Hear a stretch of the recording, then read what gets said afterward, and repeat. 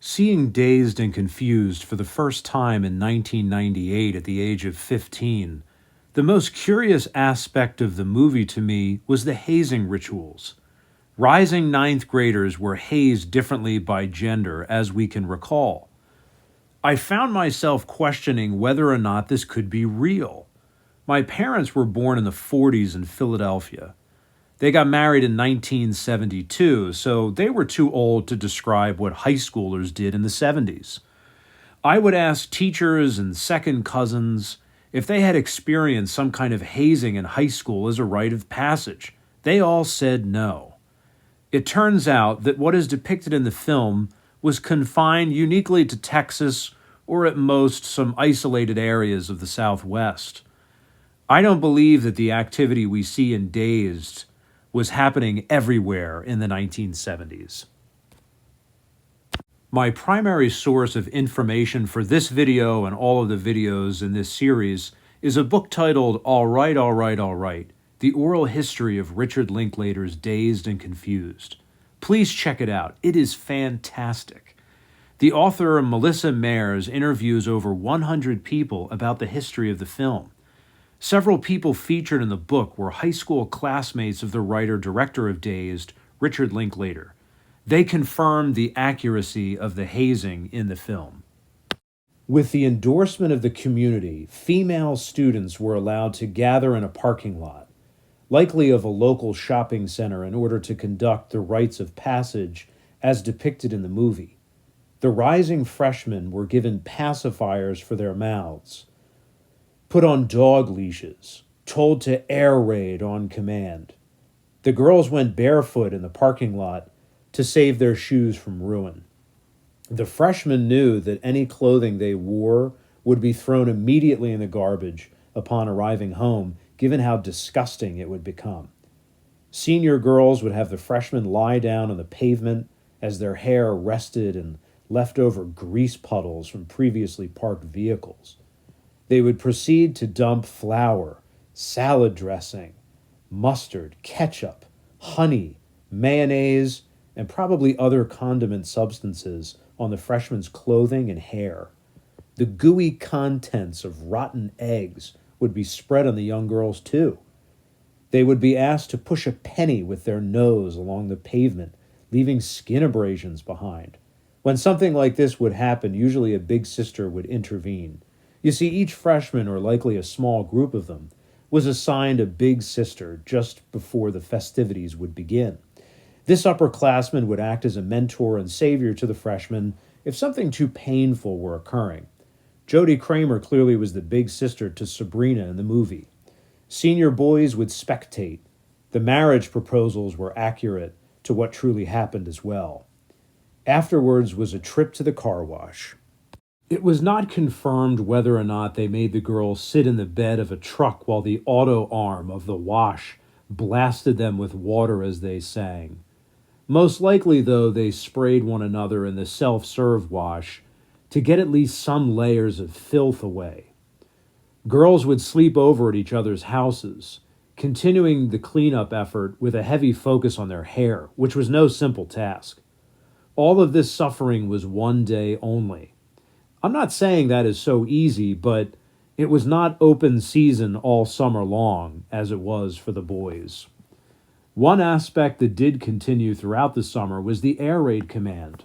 If a senior girl saw female freshmen walking around somewhere, she could yell, "Air raid," and those girls would be expected to go flat on the ground. The character Darla in the film, played by Parker Posey, loved the power she wielded with that command. She was mean-spirited like O'Banion was. We see Tony and Sabrina at the Moon Tower party sitting together, chatting and flirting, when Darla suddenly appears and gives the air raid command. Tony overrides the command, stating that Sabrina doesn't have to because she's with me. This went against the rules. The book doesn't mention the consequence for not obeying the command, but Darla makes Sabrina promise. Considering how late it was and the state Darla was in, maybe she wouldn't even remember what happened the next day. We'll never know. The rising ninth grade boys had a rough hand to play that summer before ninth grade, as they had to fear getting busted by seniors all summer long. This meant that senior boys would accost them, command them to lean against the wall or bend down and grab their ankles, and then proceed to give them licks. That meant blows or strikes with the paddles that, yes, they fashioned in woodshop, often with speed holes drilled through them to cut down on wind resistance, thus making for a faster, more thorough hit. Freshman boys would be visibly bruised from the beatings. Why paddles and licks on the behind? What is the origin? You see, in American public and private schools in the 1970s and long before, corporal punishment was commonplace. For most of the country, the policy expired at some point in the early 80s. However, in the Midwest and Southwest, the punishment continued.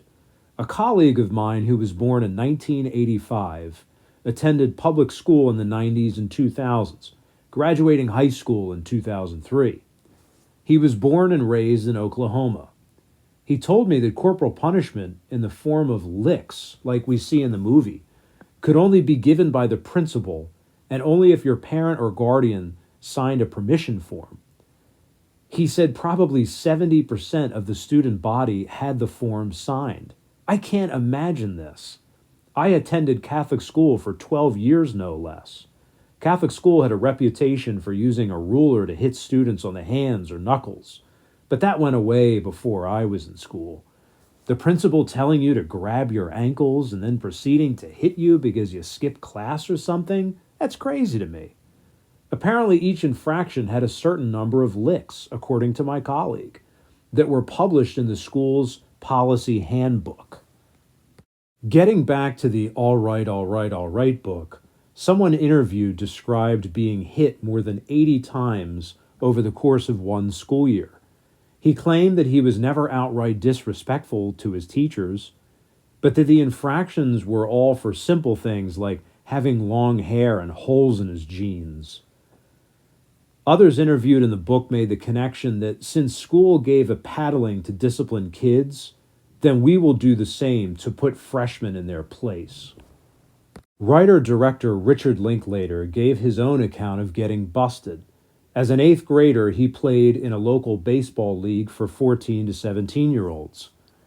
As soon as summer began, right after practice one day, Rick was walking to his ride home in the parking lot when he was summoned to a fellow teammate's car who was a senior.